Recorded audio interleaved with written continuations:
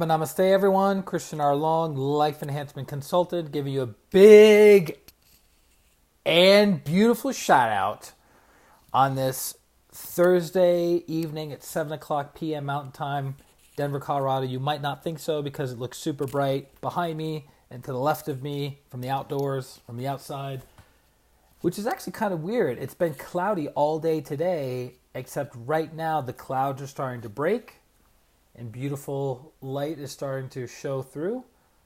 Catherine, namaste. Welcome, welcome, welcome. And as you guys know, logging in for the very first time, what we talk about on these live streams is energy healing, meditation, and practical spirituality to move your life forward. We try to take a topic that's interesting each and every day for the year of 2019 and mix it up. Give a teaching, give a nugget, give some wisdom, not my wisdom, but the wisdom from my teacher, Grandmaster Choa Sui, the modern founder of pranic healing and Arhatic yoga, and move your life forward in some way, shape, or form. So, Adriana, namaste. And so I was thinking, what would be a good topic for this evening? And this past weekend, we finished 5 days of teacher training and the Spiritual Rejuvenation Weekend in Oxnard, California with Master Stephen Coe, the senior pranic healing master in the world. And I thought to myself, I go, what's more valuable? Lauren, namaste, what's more valuable, taking action or reading about taking action? Stephen, namaste, it depends on what flavor of ice cream. Liver flavored ice cream is not my fave. I'm okay just reading on it. That would be pretty aggressive, liver-flavored ice cream. And so I've realized in the world of personal and spiritual development, there's a tendency for us to stay at the level that is most comfortable for us. You go, Atma Namaste, that is most comfortable for us. So meaning, if we're a mental person, we have a tendency to stay in the mental plane. If we're an action-orientated person, we have a tendency to act constantly. If we are an emotionally based person, we tend to over-emotionalize everything. And that's why you've heard the old saying that there are many paths to God, meaning there are many different spiritual practices, spiritual teachers, and spiritual schools that focus on a certain specialization. Avani, Atma Namaste. So for instance, there's a form of yoga called Jnana Yoga. Jnana Yoga, which is the yoga of understanding, which is using the throat chakra, the ajna chakra, and the forehead chakra, Ivan, Atma Namaste, primarily to properly and rapidly know God through your mental body. Now here's the catch to that. Very few people on the planet are mentally developed enough to use the throat, the ajna, and the forehead chakra to accurately perceive God. Michelle, Atma Namaste. It looks like you changed your profile picture. So for people who are not mentally developed, and I'm talking very mentally developed, Jnana Yoga would be a very difficult, if not impossible, system of yoga for them to follow. Because what is yoga? Yoga is union of the little self to the big self. So they're using their mental body, the little self of the mental body, to access the higher teachings and truths of God, a greater realization. Now, then you have a form of yoga called Bhakti Yoga, which is the yoga of devotion, which is the yoga of love, which is the yoga of the heart. So people who are very devotional, who are very heart-centered people, that path, the path of bhakti, treating God as a beloved partner, will resonate with them. It'll be very easy for them to fall in love with God. But if you give the bhakti practice to someone who is very, very mental, it's going to be very challenging for them, right? Then you have people who use their physical bodies to access the higher truths of God. And those people are known as hatha yogis. So they're using their physical body, physical postures. Dexter, Atma Namaste. It's been forever since we've had you on the stream. Welcome back. Good to have you. So hatha yogi practitioners, they use their physical bodies to open up their meridians, to open up their chakras, and to have greater access to the teachings and truths of God. Now, someone who is very physical, it's going to be very difficult for them to be attracted to something that maybe a bhakti yoga path, which is very emotional. You have karma yogis who spiritually connect through action. So a lot of successful entrepreneurs, successful business people, and CEOs are karma yogis because they develop themselves through action. They develop themselves through business, primarily being in the world and making deals happen and putting things together because it's engaging all aspects of their being, their mind, their emotions, and their physical body. So karma yogis are people who do service without attachment to the fruit, right? Service without attachment to the fruit. So they're like, here's my product, here's my service, I'm going to offer it to you. If you buy it, great. If you don't buy it, that's okay too. I'm going to keep offering it. I'm going to keep putting that offer out there, right? So all of those different paths, Jnana Yoga, Bhakti Yoga, Hatha Yoga, Karma Yoga, and the other kinds of yoga can all lead you to samadhi, to God realization, right? And you have to go with the one that resonates with you. I used to have actually not one but two friends that would say, instead of saying what resonates with you, they would say what resignates with you. So I always thought that was funny, and I would tease them about it. What are you saying, resonates or resignates? Because I don't want something to resonate with me. Jugo, it seems that there are many different flavors of ice cream on the spiritual path. It's like gelato. I will try all of them, but eventually you will have to choose your favorite flavor. Exactly. Perfectly said. I like how you guys took the metaphor and you ran with it. Which leads us to tonight's point, or tonight's topic is that a lot of us tend to spend so much time in the mental plane as a circular way of thinking. Like Grandmaster Chola Sui says, I'm paraphrasing the teacher, but most people don't think, but they actually parrot. They're parroting. They're not thinking clearly about something. So they just have a thought about some idea of how they can make the world a better place, how they can improve their physical health, how they can improve their relationships, how they can improve some area of their life. They have the thought, but they don't go deep enough with that thought, and they don't act on that thought. So the thought just keeps circling around and around and around and around and around without any resolution.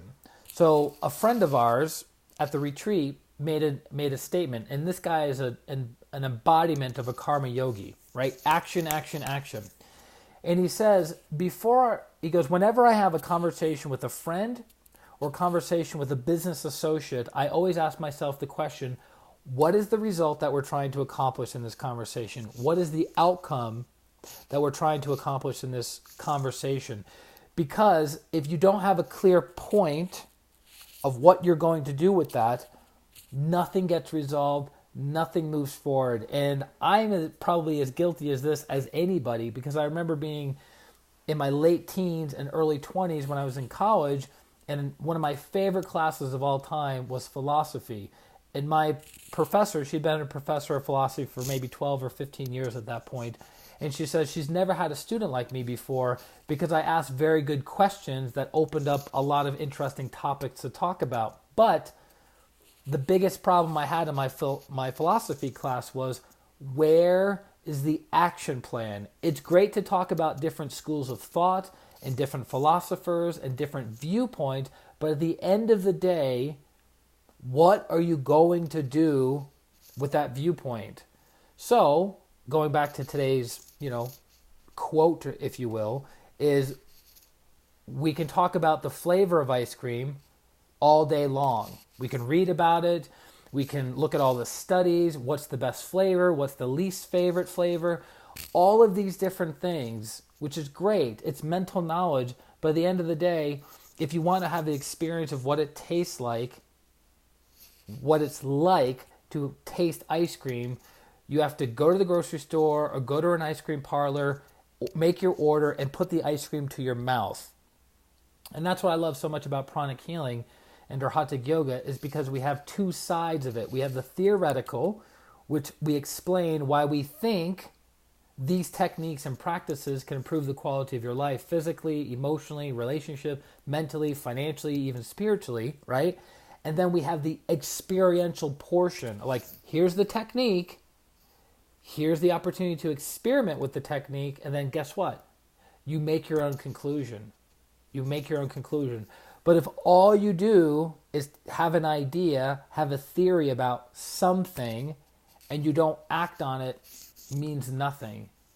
Means very, very, very, very little. Maybe not nothing. It means very, very little. Because again, going back to the path of jnana yoga, the yoga of understanding, these people aren't just taking an idea and just spinning it around in their head. What is God? What is the soul? They're not just like taking that and spinning it around in their head. They're systematically breaking that down and understanding it using the throat, the ajna, and the forehead chakras. Knowledge, understanding, and wisdom. And through that process, they will know God. But that's an extremely difficult path to follow for people who are not mentally developed. I would not at all consider myself a jnana yogi. And I've maybe met a couple jnana yogis in my life, and they're brilliant people, but not everyone is at that level. I would be more like, probably be more like a karma yogi. Like my meditation, my healing practice, and my teaching practice, action, is how I evolve, is how I become a better person, is how I develop my character. But like sitting down and contemplating what is God and what is the soul and who am I just look at Master Choa's teachings and the teachings of other great teachers, and I go, okay, that's what the recommendation is, to do this, this, and this. Okay, great. Let me take that information, let me apply it into my life, and then let me make my own conclusion. Versus, here's their theory, and then I'm going to question, I'm going to doubt, I'm going to analyze, I'm going to understand anything and everything about that theory without ever implementing it into my day-to-day life. Does that make sense? So that's why I want to connect with you guys and share with you guys today, is that there are many paths to God. You have to experiment with different paths for a period of time in order to get enough information and enough feedback to make your own conclusion as to which path you're going to follow. Does that make sense? I hope it does. If you have any questions or comments, put it in the comment section below. And for those of you, and it's actually funny, and one of the other reasons why I brought up this this talk tonight is this book. And I remember getting this book when I was 12 or 13 years old, called Do It. Do It, Do It, Do It. So look how thick this book is. So this book has many, many quotes and many, many principles on how to take more action in your life. Now, what is more valuable for moving your life forward? Reading a book about taking action that's this many pages long, or, Christina, Abba Namaste, or taking action. I'll repeat that. What's more important to move your life forward? Reading a book this big about taking action, or taking action? Right? So I think a lot of us spend so much time contemplating. We take a quote and we go, all right, I'm going to meditate on this quote. I'm going to spend all day, all week, all month thinking about this quote on action. Versus a karma yogi takes action. Takes action, takes action. And here's the cool thing. With awareness, when you take action, you get feedback of like, the action I took was good, or the action I took was bad, and then you tweak as you go along. It's kind of like if you're flying in a plane, you have point A to point B, and along the way you make little critiques. Or if you're in a boat, you have point A to point B, and you have the rudder, and you make little critiques along the way to get you to your destination. It's not a straight line. But if you never leave the airport and you never leave the harbor, you get no feedback, and you are not any further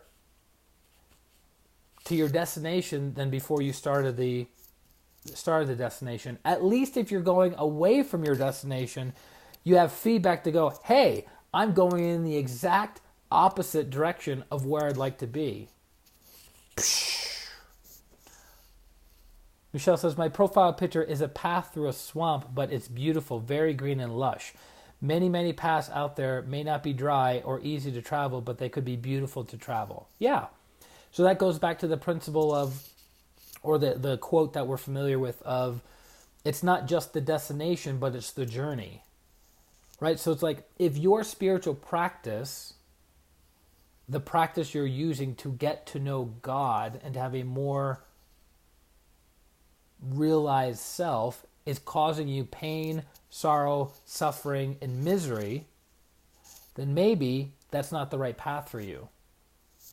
It's like the Jnana Yogi trying to be a Bhakti Yogi. It's the Karma Yogi trying to be a Hatha Yogi. It's the Hatha Yogi trying to be a Jnana Yogi, right? So you have to find the path that resonates with you, not resignates, that resonates with you, and then follow that path to its inevitable conclusion, which is self-realization, then soul realization, and then God realization. Dean, Atma Namaste. So I hope that makes sense, but the end of the day, you have to take action. You have to take action, even if you're a Jnana Yogi, even if you know God through your mental body and your higher chakras, you still need to systematically sit down and take action. You're just taking action on the mental plane, not so much on the emotional plane, and not so much on the physical plane, right? So I hope that helps. For those of you who are looking for healing, which I don't know who isn't looking for healing, go to ChristianRLong.com. Right on the top bar it says schedule a consultation, 30 minutes for free, or schedule a healing, which is an hour long, 30 minutes of coaching, 30 minutes of healing, coming together, transforming your life for the better. So I hope that helps. Let me know how I can assist you. And if you guys have ideas for future topics that you would like us to cover in these live streams, put it in the comment section below on Facebook, or if this is on YouTube, put it in the comment section on YouTube as well. And I look forward to serving you guys each and every day for the year of 2019 and beyond. Woo! So that's it. This is Christian R. Long, Life Enhancement Consultant, wishing you a beautiful day, a beautiful week, and a beautiful life. Atma Namaste. Bye-bye.